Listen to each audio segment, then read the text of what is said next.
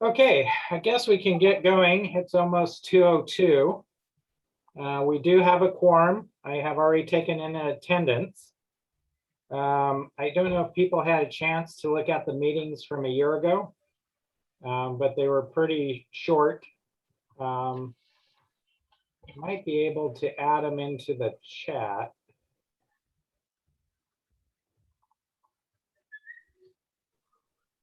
If there was any discussions or questions about the minutes, you can, you have full control over your mics, so you can shut them off and on. I think if you're not speaking, if you could shut them off for backfeed, but you have full control over your mics and video. I will monitor the lobby for any public attendees. So far, I see none. So I guess we'll just go off the agenda. So I did the roll call already. I determined we've had a quorum. I don't see anybody in our public lobby for public comment. Now that brings us to item 3, approval of the minutes from March 4th of 2020. Well, I'm on a Zoom call, but can't hear a thing. So I've been on several before and it's always worked. So I have no idea what I'm doing. We're mute. Down here. The mute is kind of on a hidden bar down below on the right-hand side. I know, Dad. I'm just gonna put it on mute.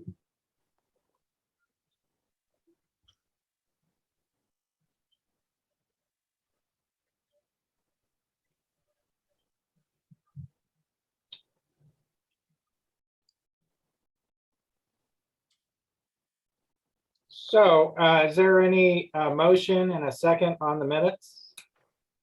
Or any amendments to the minutes? This is the guy that runs. I would move to approve. Okay, So you should be able to hear I'll him. second. thank you. Minutes are So it approved. says recording. Record. And then I can start with the staff report. Did you? I've done the Alt-A thing, you know, whatever it says to do.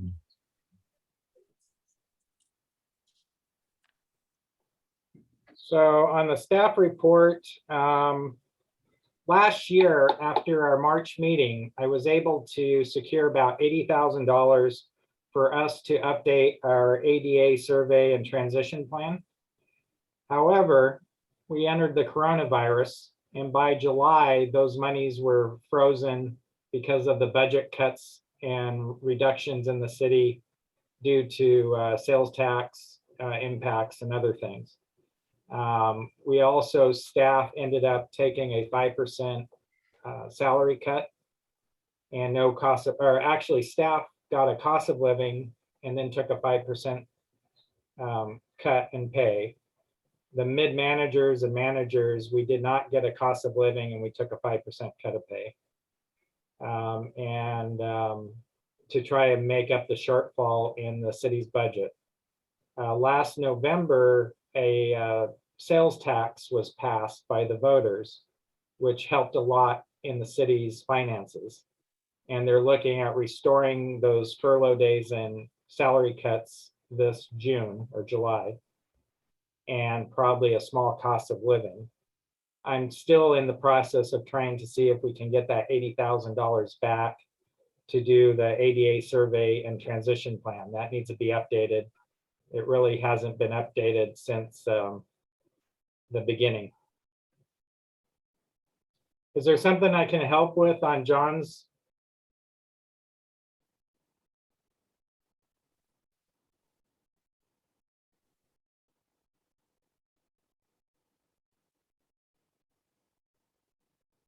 Let me see if I can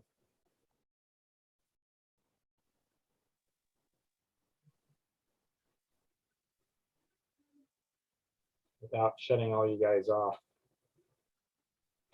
So do you see this here? It says from Timot to me, direct message, 12:03, 2:03. We can hear Yeah, we you, can John. hear John, Is your volume up? guys. So this goes. Not sure if they can't hear us. He just can't hear us. That's the thing. Okay. Okay, thank you. Welcome. Can you hear us now, John? Yes. Thank you. Yeah, you can hear us? Okay, great. That's awesome. So we just went through the call of order, public comments, approval of the minutes, and now I'm just giving the ADA report. I mentioned last year we were able to secure $80,000. Yeah, well, I'm on a Coronavirus, we meeting, were uh, exhausted. right now at the moment. Yeah, And so I'm trying to see if we can secure that $80,000 to update the ADA survey and transition plan. So that's one of the items I just wanted to inform you about. The other items we've done over this last year is the building staff has received about 16 hours in ADA code compliance, basically Chapter 11 of the California Building Code on ADA. And we've had a couple little field trips on different shopping areas here in San Rafael to kind of evaluate what we're looking for and enforcing. So that's kind of a good thing. We've actually dedicated a bunch of hours to our staff. We also have a fund, which I probably mentioned last year. Through business licenses, the city collects $4 on each business license. It's required by the state. $3.60 of that tax, if you will, stays with the jurisdiction for ADA. It has to be used in a very specific manner. We can use it for training and education and basically kind of advertising to local businesses. We have about $80,000 in that account. We can't use that account to update our plan, but we do have $80,000 if we wanted to set up some sort of awareness program or education program, maybe targeted at businesses, but it could be kind of in general. That money has to be used in a very narrow, very specific manner, but we do have $80,000 that the city has never spent, and we've been collecting it all these years. I think we collect about $12,000 a year, and it's probably had gone up since I looked a year ago when it was at 80. So that's something we can maybe come back with and discuss on how we want to spend that money. It's just sitting there in that account. Is there any questions or comments from the committee? Yeah, go ahead. What would it take to reallocate that and use it for something even more useful? I mean, education would be great, but. It's state rules and they define specifically how that money can be spent. I can get a copy of the state rules and share it with you guys and see if we can brainstorm. But it's really confined to training of like staff, education of the public, and I think there's some advertisement, like if we were going to do a PSA or something associated with education, we can use it. This past year, I used about $800 for the training, but I don't think finance actually took it from the right account.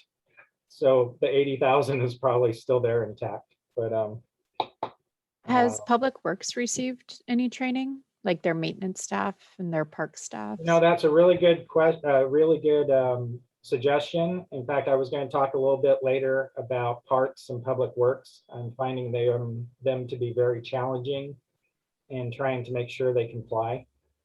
And we'll talk about that in a moment, but that is a really good idea. Maybe even training park personnel or maintenance too.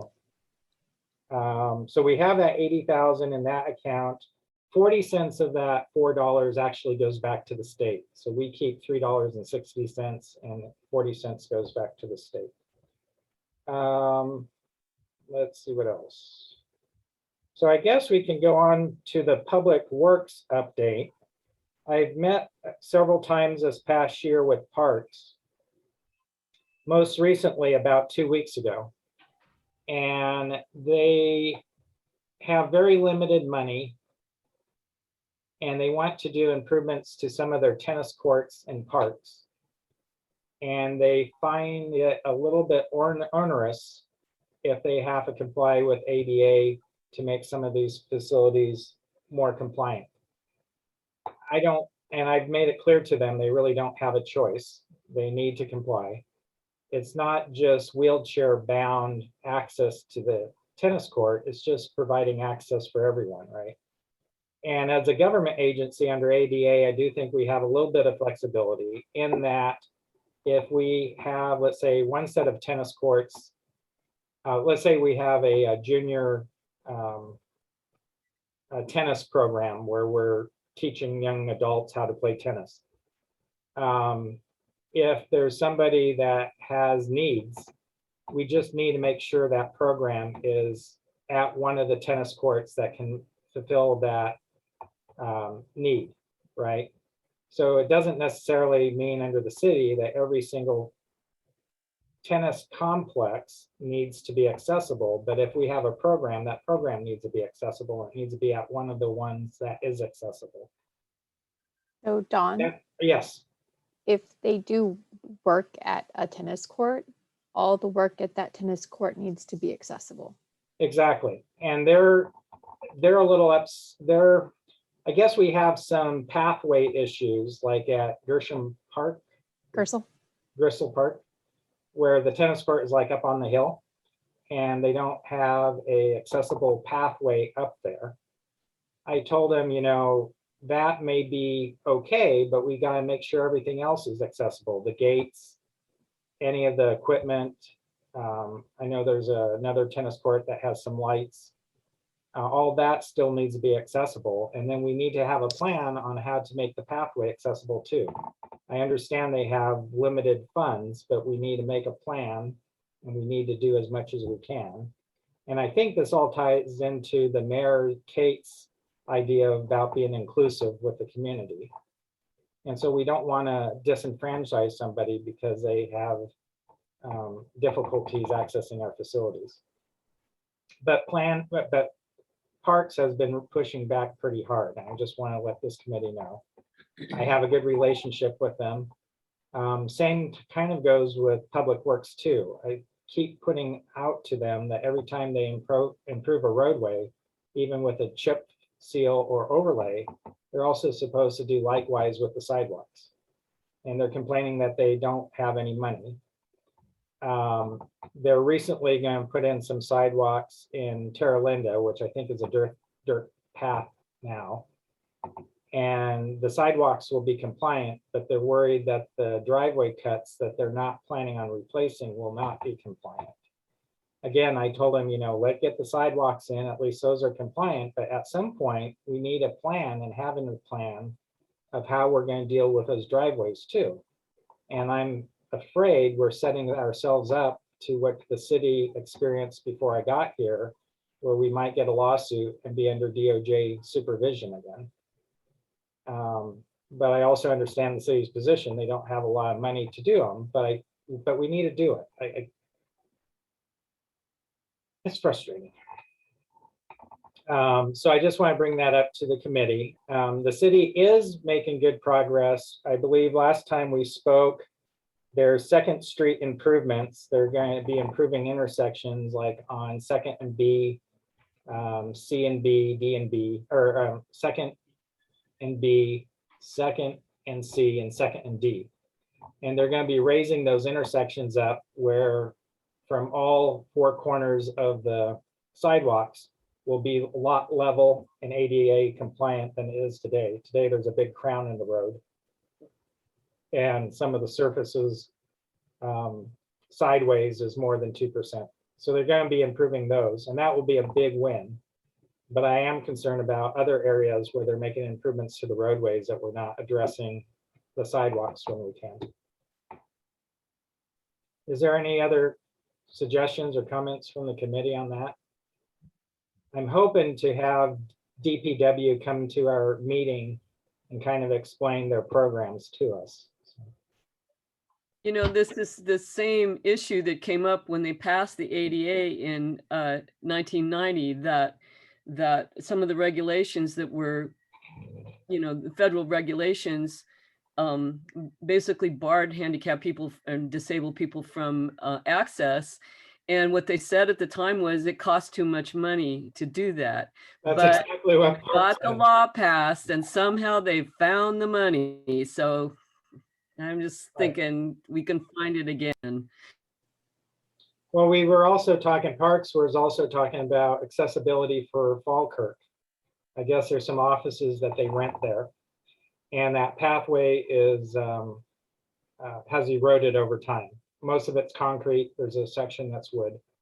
And they were like, oh, well, you know, do we have to be in compliant? And I'm like, yeah, and we need to improve, you know, the tree roots and everything have moved the ramp surfaces. And that needs to be fixed. We also don't have a lot of truncated domes and stuff at the end of these pathways before they go out into vehicle areas, which also need to be addressed. Anyway, I'm going to keep on them. We do have a bunch of CIP projects in the works right now to improve accessibility to restrooms, parking lots, and pathways to city buildings. A lot of those were also flagged last year, but they were never put out to bid because of our budget shortfalls. But they're again on the list this year and have high priority to get done. So we'll be looking for those restroom and parking lot improvements this year.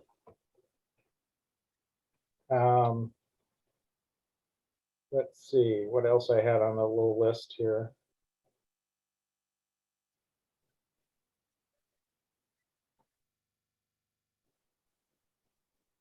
You mentioned something about, oh, the other thing I was thinking about with the roadways and parking downtown or anywhere the city's providing parking.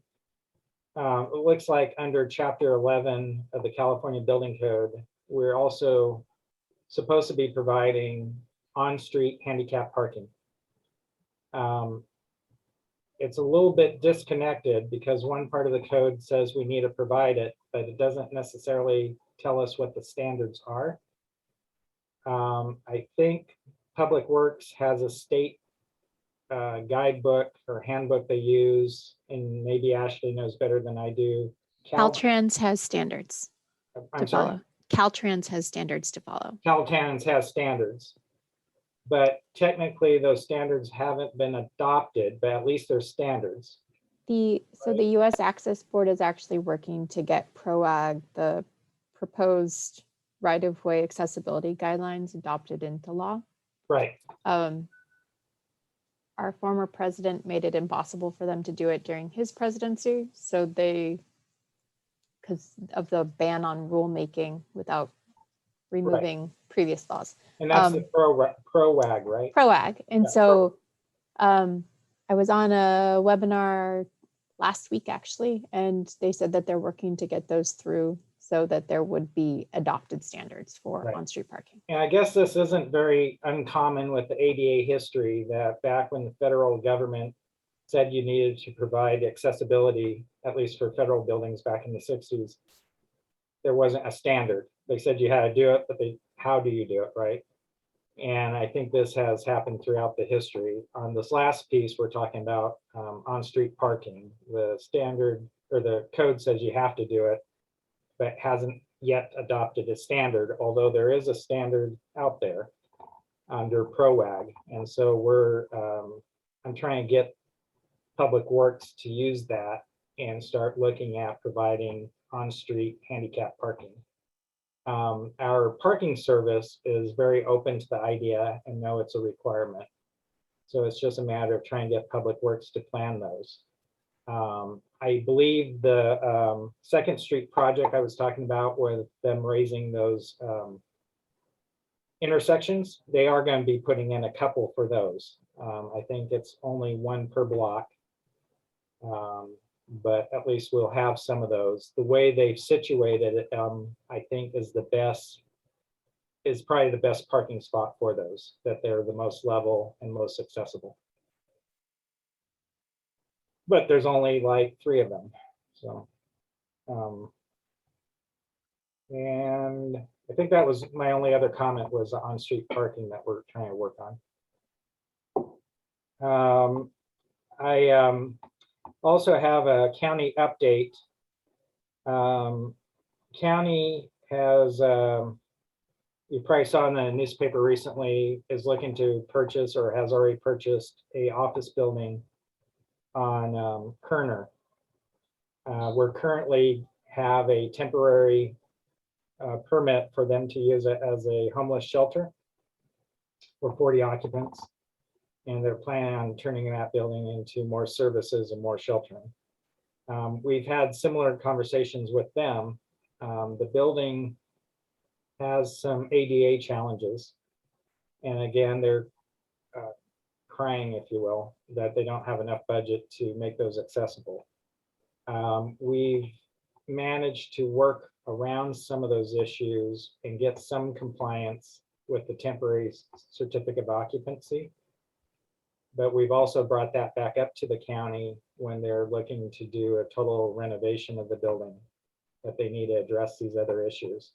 Some of them are pretty simple. We have some security gates that are on sidewalks that don't have level landings on both sides of the gates.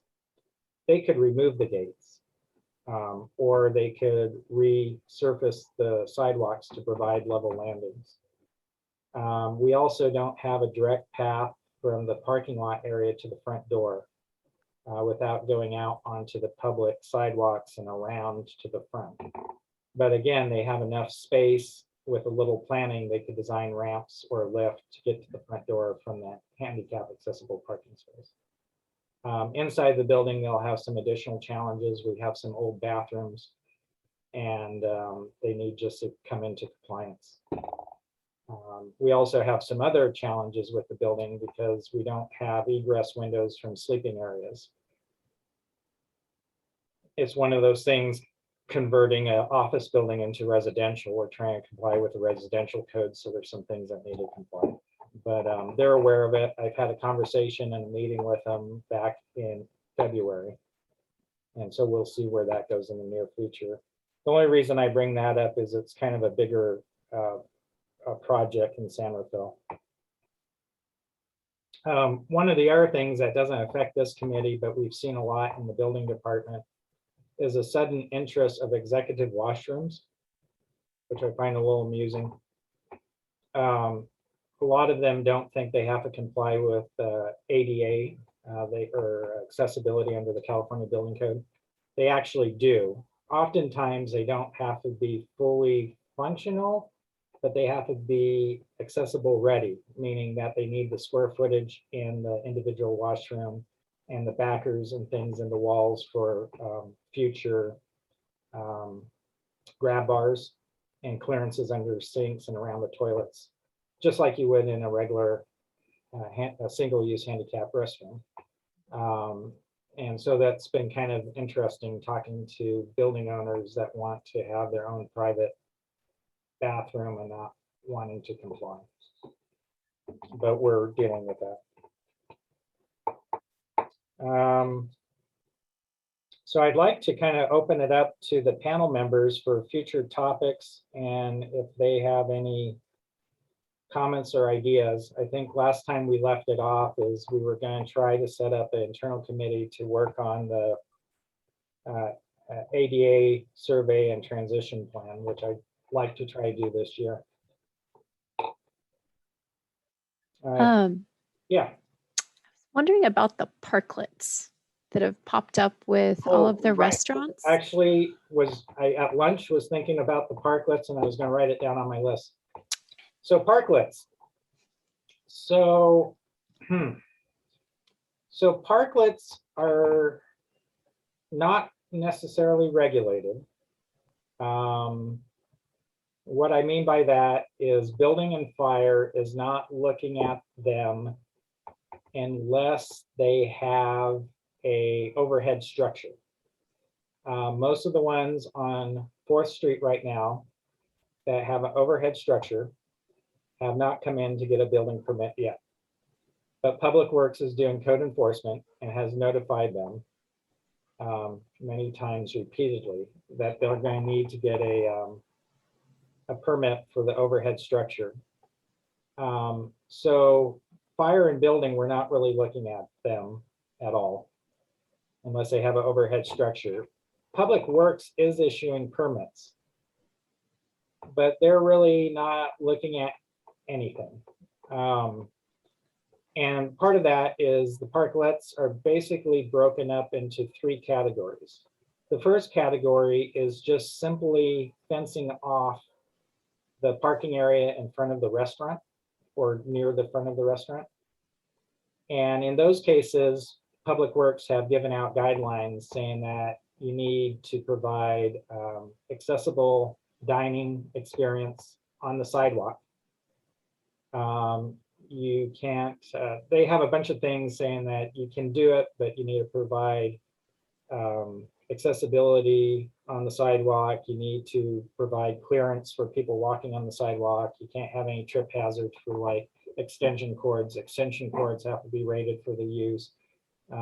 They also have a component about outdoor heating.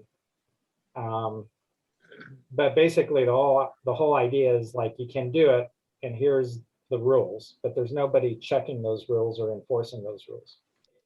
It And might, that's the first level, is just occupying a parking space with not much improvements. The next level, which I think Public Works is sending an inspector out to look at, is filling in that parking space with just a platform. And the idea of that is, and it's set up in their guide, and I'll try to send you guys a list of the guide from Public Works. It's on their website.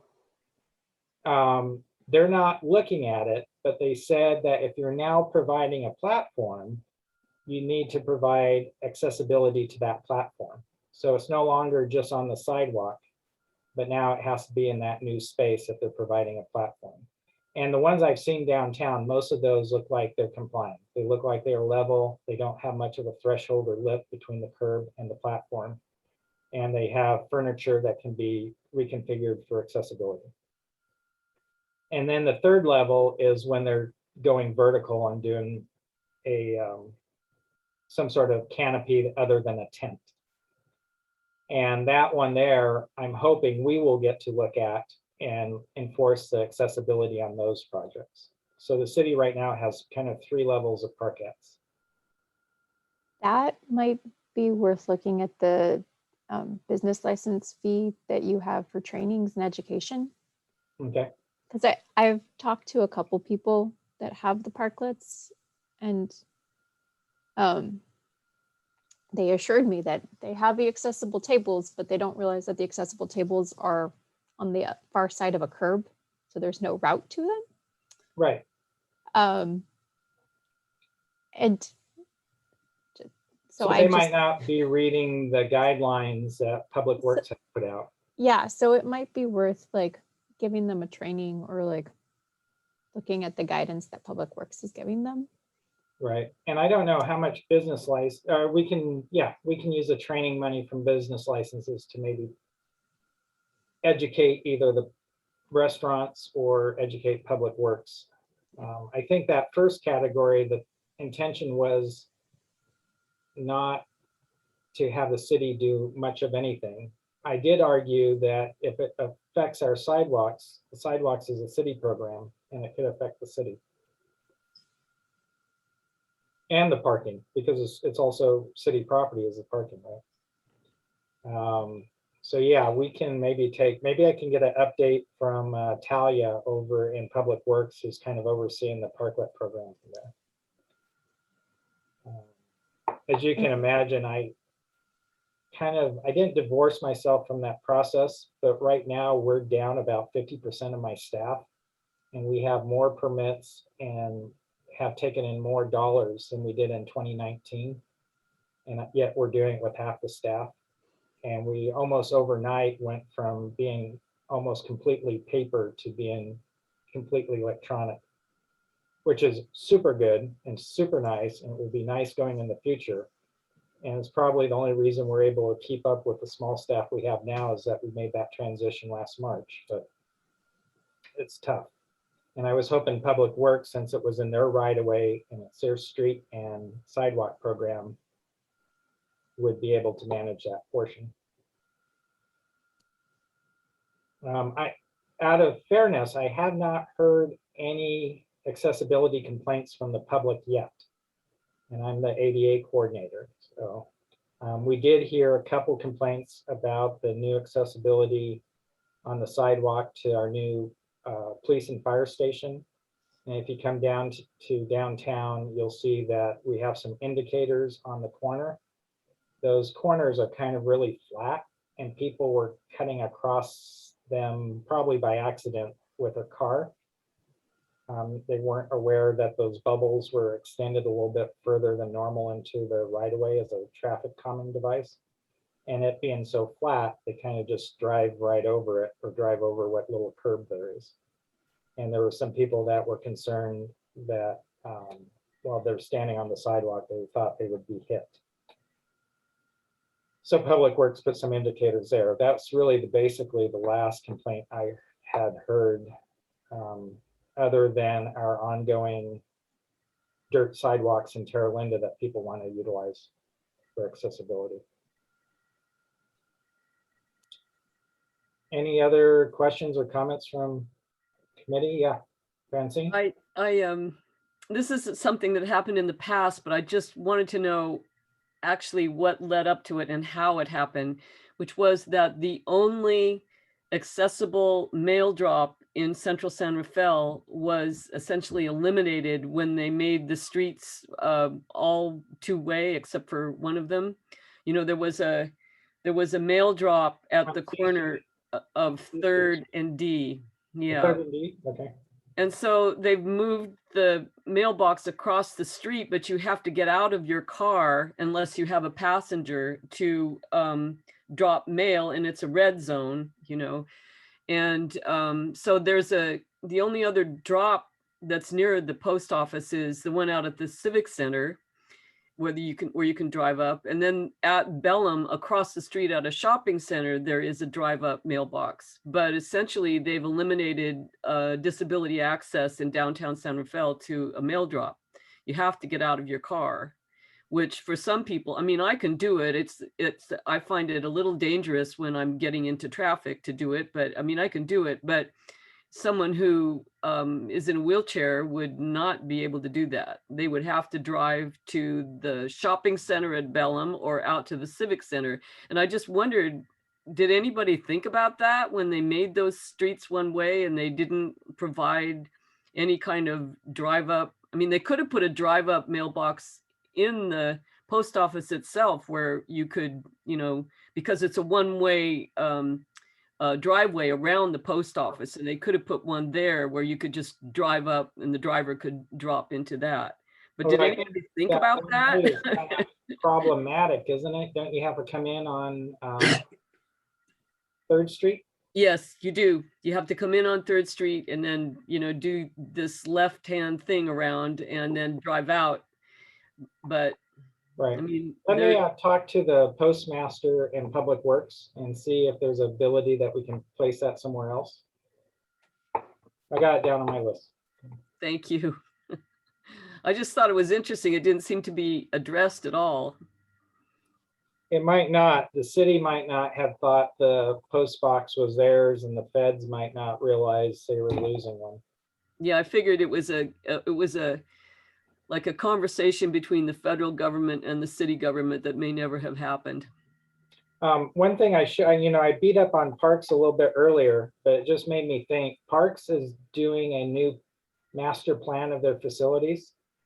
And in the last meeting we had, they kind of volunteered or was at least going to find out from their consultants what the cost would be to make sure they did a evaluation of their facilities for accessibility at the same time. So if they do that, we might be able to take that information and add it into our overall city plan. So they were going to take a look at that and find out more from their consultants about doing a survey of their facilities.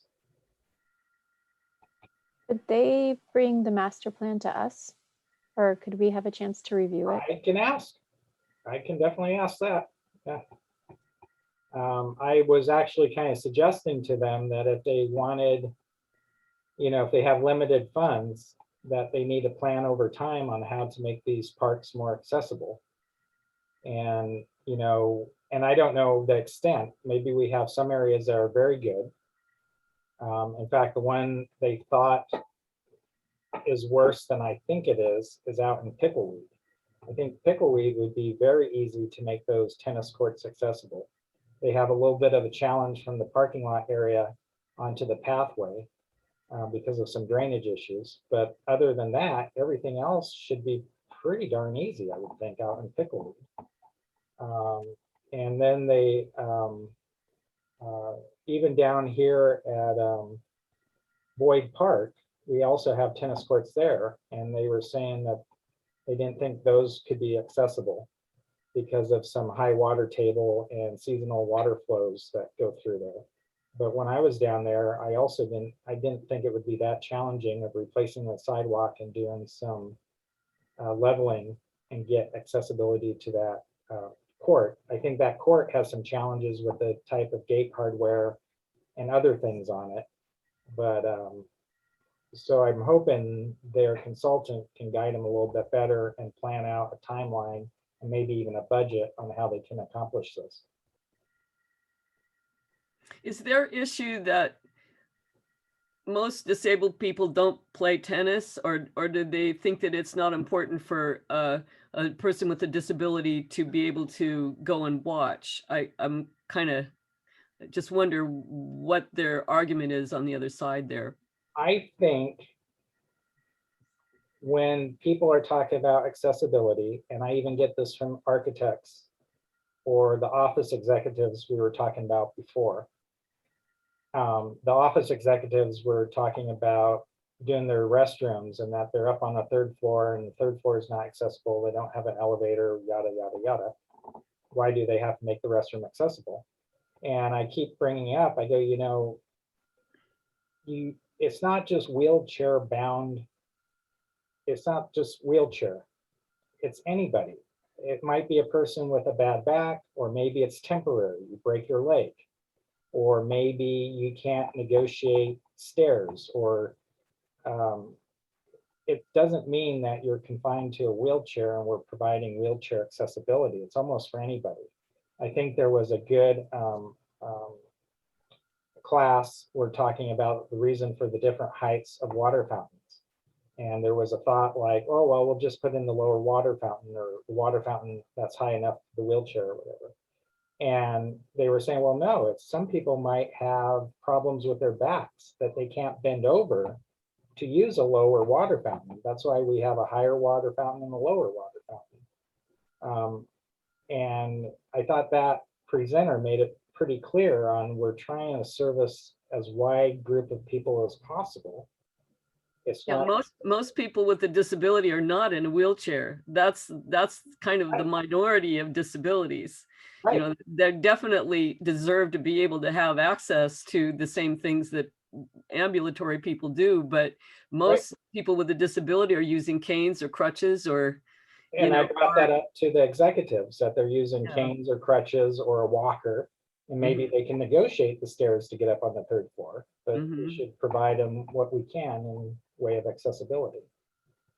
And I think Parks gets that way. I think they think that if they can't get a wheel there, and not to be derogatory, but if it's not a wheelchair, I'm like, well, no, we got maybe some pathway challenges that we may need to address, or maybe need to address in the near future, but we need to make sure everything else is in place.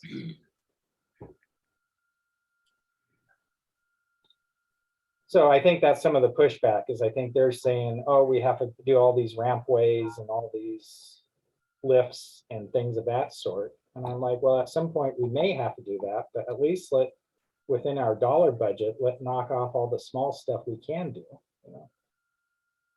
I think at the community garden about 2 years ago, I was out there, and it was just simple things, like making sure the locks or the handles going into the community garden were ones that a person could use without twisting their wrists, right? And maybe arranging some of the access to the tools and water where somebody could get to it or maybe raising it up. In fact, I think even Ashley, we talked maybe 2 years ago Veggie about bed. these gardens would be good to have different heights of planting platforms for different people.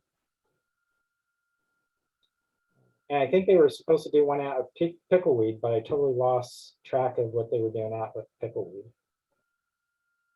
Or not pickleweed, Terra Linda. I think at the community center, they were going to do a community garden out there.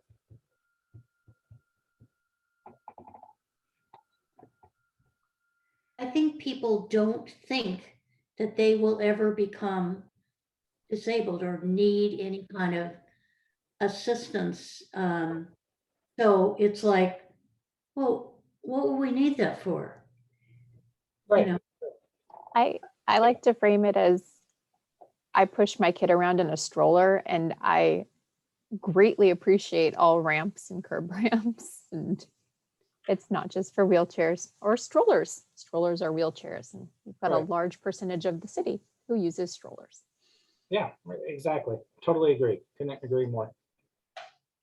I went to a mediation about a disability issue at one point, and I was very pleased to walk in and find that the judge who was going to be the mediator was in a wheelchair.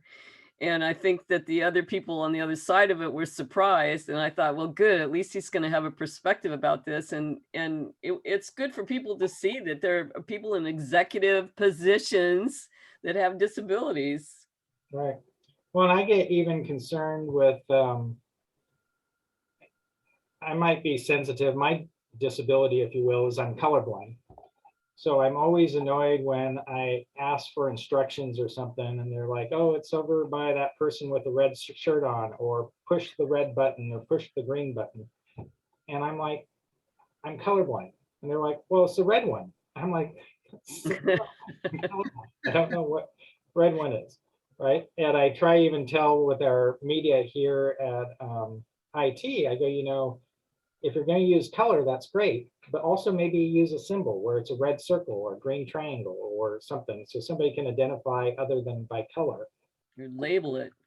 what they're doing, right? I think I have one the other day that it was a new layout of a credit card machine, and they wanted me to push some colored button that wasn't in the typical location that they have been. And I was totally frustrated and felt like a little old man. But, yeah, and I think the person like, well, it's right there. I'm like, see it. So our next meeting is June 2nd at 2021. If you guys had any concerns about this format, let me know.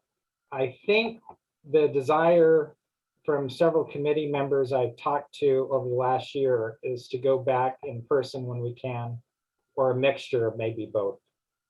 I think one good thing about Zoom is maybe people might be able to attend that physically can't be here, but I would like to also offer the opportunity for those who want to be here that we can be here and all together. So, but right now, I think it would be scheduled as a Zoom only meeting for June 2nd at 2 o'clock. And I will try to have Public Works and Parks maybe come in and give us their own update instead of me hitting for them. Is there anything else for the committee or? You know, I've got a comment. Can you hear me? Mhm. Okay, everything has been directed toward public, which is good. My concern is, how about private individual residences? What ADA rule applies to a private residence? Unless it's multifamily, there's really not much on single family dwellings. It's usually voluntary. So if you're aging in place in your residence and you need to have a ramp or enlarged bathroom or a roll-in shower, usually we can handle that through a building permit. And we apply those standards to those, but it's basically on a voluntary basis.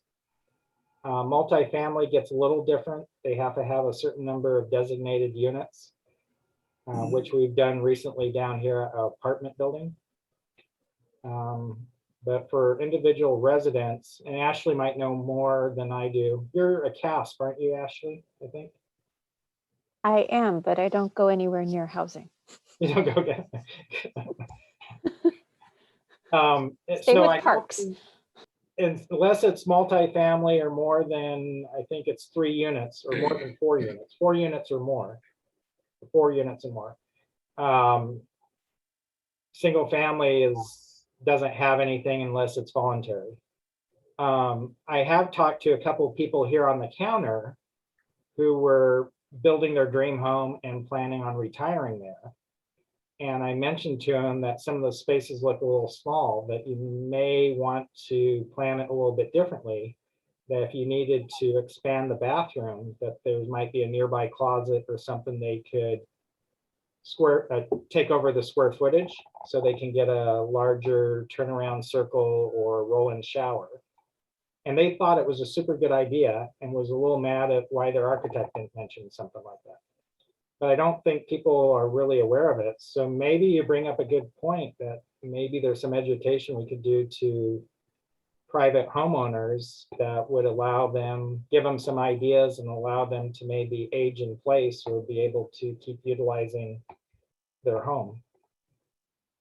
And actually it's not even age, it's not even really an aging thing, right? I could be in a car accident and have some sort of disability that suddenly my house is an obstacle course that maybe I would benefit, or we would have some information of maybe how I can make improvements so I can continue living there. And there are young people with disabilities and spina bifida and all kinds of things.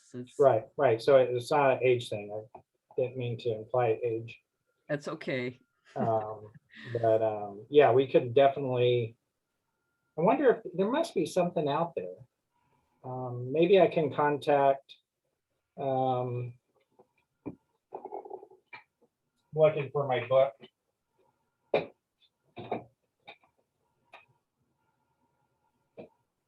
So Pacific ADA Center out of Oakland, I believe, might have something. Maybe I can contact them and see if they have any suggestions. That's a good suggestion, John. I like it. Thank you.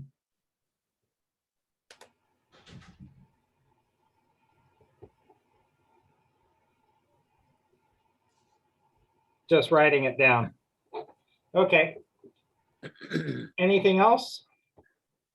So you made a comment that in March that you went digital.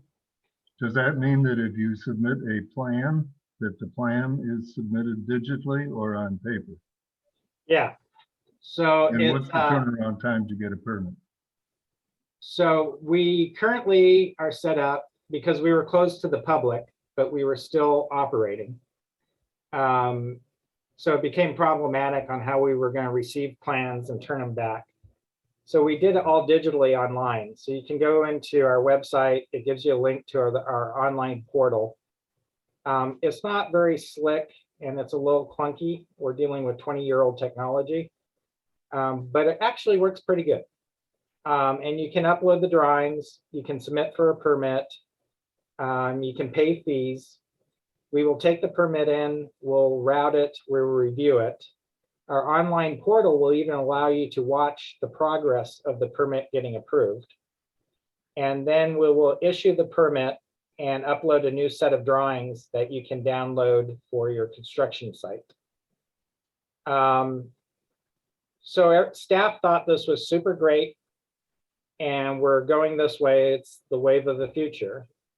One thing I pointed out is we want to be accessible to everybody, right? So there might be people that might have challenges with computers or don't have computers.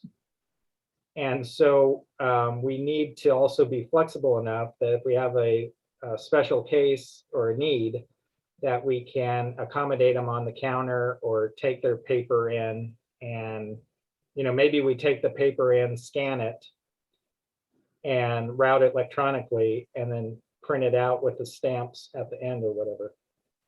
So I'm trying to train my staff on, you know, it's great going to new technology and saving us a lot of time and lots of people love it, but it's not everybody. So we need to still think about everybody.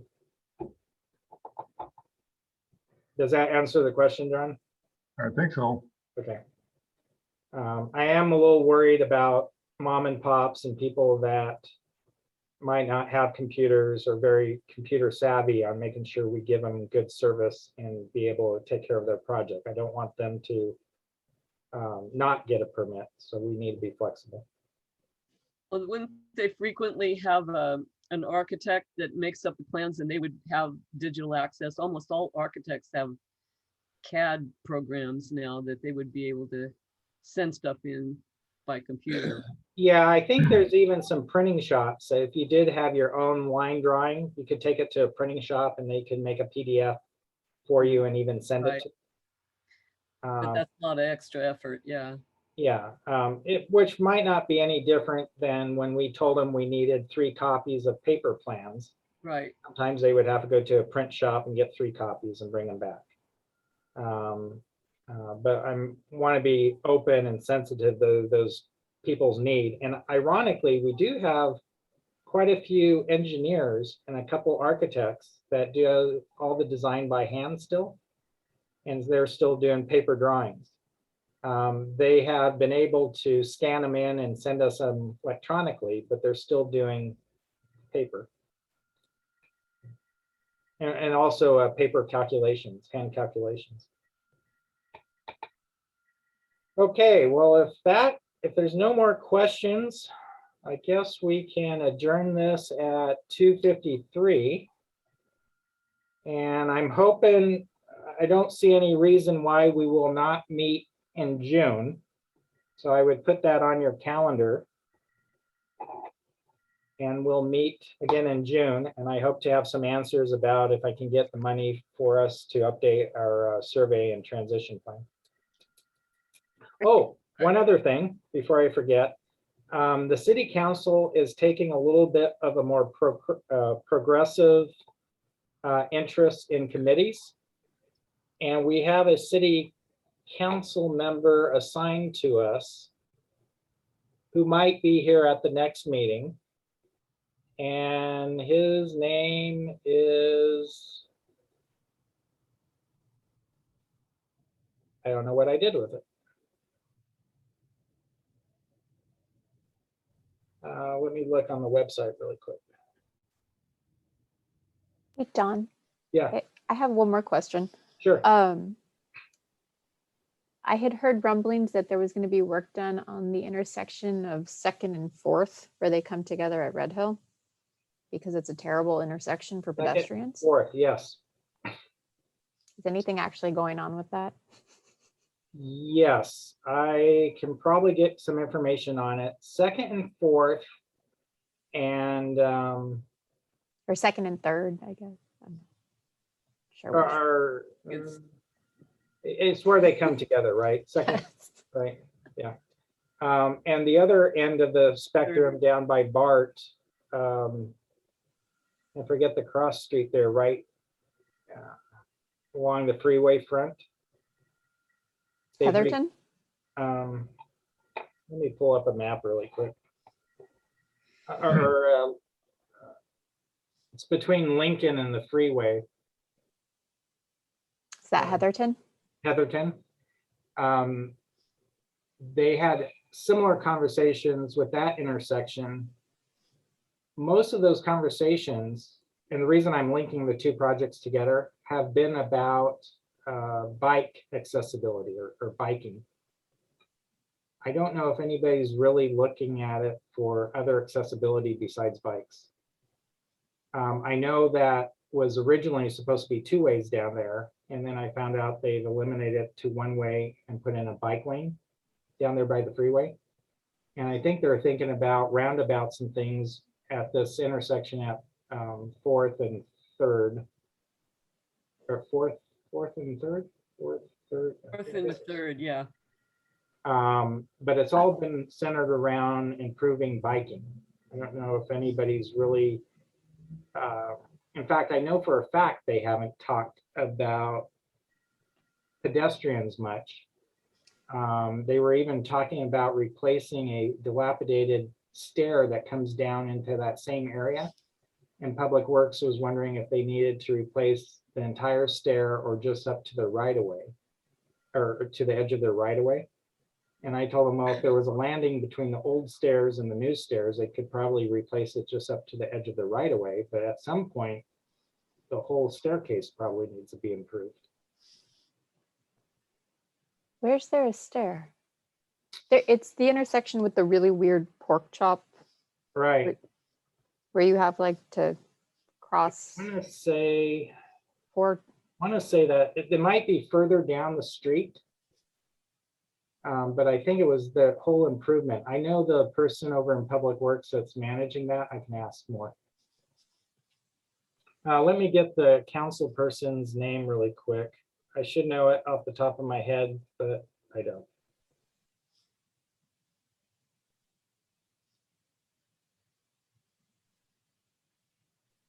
Actually, I'm more afraid of mispronouncing his name. That's why I'm looking it up.